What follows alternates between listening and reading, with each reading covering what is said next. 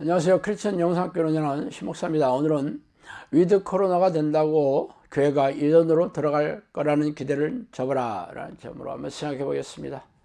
코로나 바이러스가 대구 신천지교회에서 확진자가 폭발적으로 터지면서 우리나라도 코로나 팬데믹이 합세하게 되었죠. 그렇게 벌써 2년이 다 되어 갑니다. 우리나라는 백신 구매에 다른 선진국에 뒤처졌지만 나중에라도 백신 접종에 심혈을 기울여 이제는 전 인구의 70% 이상이 백신 2차 접종을 마쳤기에 이제부터는 정부가 위드 코로나로 방역 대책에 변화를 줄 방침이라고 합니다.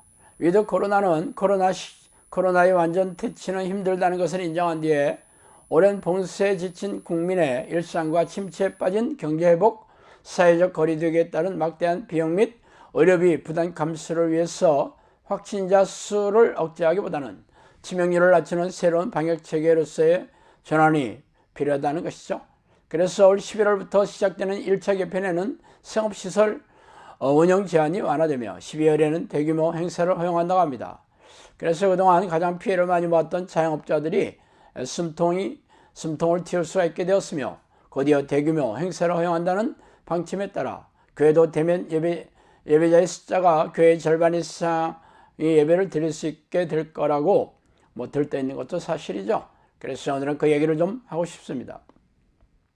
코로나 바이러스는 전염 능력이 탁월한 전염병이며 전염병은 하나님이 악인을 징벌하시는 대표적인 그런 도구입니다. 그러므로 하나님께서 전 세계에 치명적인 전염병을 허락하셨다는 것은 세상 사람들이 악하여 징벌하시겠다는 의도죠. 그러나 아이러니하게도 코로나 바이러스로 가장 치명적인 피해를 입은 곳이 바로 교회입니다. 전염병은 사람들이 밀집해서 모이는 곳을 집요하게 공격하는데 그 중에 하나가 바로 교회입니다. 현대교회는 교회 건물에 모여 예배의식을 드리고 교제와 교육, 봉사 등을 하는 신앙 방식을 고수해왔기 때문이죠. 그래서 코로나 바이러스가 세상을 휩쓸면서 교회에서 확진자가 대규모로 나오게 된 것은 어찌 보면 당연한 일이 아니겠어요? 그러나 코로나 사태를 실감하지 못하는 교회에서 지속적으로 예배와 교제를 드리면서 확진자가 폭발하였고 그로 인해서 교회가 세상 사람들에게 공격의 표적지가 되었음이 물론입니다.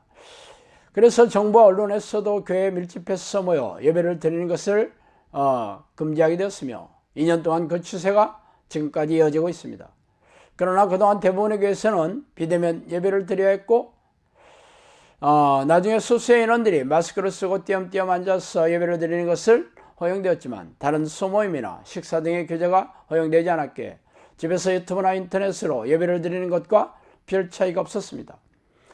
그렇게 2년여가 흐르는 동안에 믿음이 없이 종교 행사에 참석해왔던 청소년들이나 젊은 층들은 교회에서 사라져 버렸으며 예전에 주일 성수를 하지 않으면 하늘에서 벼락이라도 떨어질 것처럼 알았던 교인들도 가정에서 소파에 편안하게 기대어 예배를 드리면서 아주 편안한 예배에 접차 익숙해져 가고 있습니다. 어디 그뿐입니까? 그전에는 주일이 되면 교회 봉사와 행사로 하루 종일 교회에서 살다시피 했던 교인들은 주일 오후에 여가를 즐기기 시작했어요. 등산이나 산책, 여행 등을 다니면서 새로운 인생을 살게 된 느낌이 든다는 이들도 적지 않아요. 그러나 그동안 교회 예배나 봉사 행사에 적극적으로 참석하면서 자신의 믿음을 확인하며 나름 만족스러워했던 교인들도 비대면 예배가 길어지면서 교회 행사나 봉사가 빠지자 허울뿐이었던 믿음의 민낯을 마주하며 당황하고 고통스러워하기 시작했습니다. 그래서 이들은 갈급한 심정으로 인터넷과 유튜브를 뒤지면서 저리고 목마른 영혼을 채워줄 그 무엇을 찾아 헤매기 시작했죠. 그렇다면 전무후무의 교회의 위기를 마주한 교회 지도자들의 생각은 어떨까요? 대부분의 목사들은 노예나 총회에 모여 앉았거나 잘하는 목회자들끼리 335 카페에 모여 앉아 이 사태를 거론했지만 자신들이 처한 암울한 상황에 대해 어떤 해결책도 꺼내지 못했습니다. 그동안 입만 열면 하나님의 축복이나 도우심, 격려나 덕담, 위로와 응답을 쏟아부었던 목사들이 이 사태에 대해 침묵으로 일관한다는 것은 참으로 기이한 일이 아닐 수 없죠. 결국 그들이 받아들일 수밖에 없었던 카드는 정부의 방역 방침에 순순히 따르는 길이었어요. 그들 자신도 이렇게까지 교회가 무능하고 교회 지도자들이 무기력한지 뼛속까지 실감했을 것입니다. 그러나 이 얘기를 누구에게 할 수 있겠어요? 그래서 기괴한 침묵에 마지못해 꺼내든 해결책이 온라인 예배를 지혜롭게 사용하자는 얘기가 전부였으니 참 기가 막힌 일이었습니다. 그러나 온라인 예배의 아성이라고 할 수 있는 유튜브 채널에 들어가 보면서 그들은 자신들이 그런 열악한 처지를 금세 알아차리게 되었죠. 유튜브 채널에 예배 동영상을 올리는 것은 누구나 쉽게 할 수 있는 일이지만 자신이 올린 설교 동영상을 자신의 교인들조차 보지 않는 차가운 현실을 마주해야 했기 때문입니다. 그뿐 아니라 자신들의 교인들이 유튜브 채널에 잘나가는 대형교회 인기 목사들의 예배로 옮겨갔다는 슬픈 소식도 알게 되었으니까 말이죠.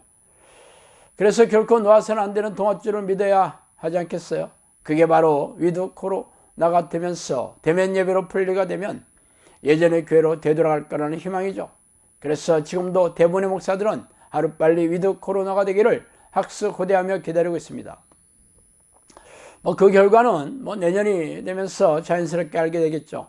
물론 위드 코로나가 되어 대면 예배가 활성화되면 지금보다 나아지겠지만 그래봤자 평생 교회 마당을 밟으면서 교회 예배에 익숙한 60대 이상의 교인들만이 얼굴을 들이밀게 될 것입니다.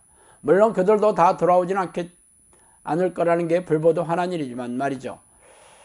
그렇게 소규모의 교회들은 속절없이 문을 닫는 게 확정적인 사건이 될 것이고 중견교회나 대형교회만이 명령을 유지하면서 쇠락해가는 한국교회를 버티게 될 것입니다.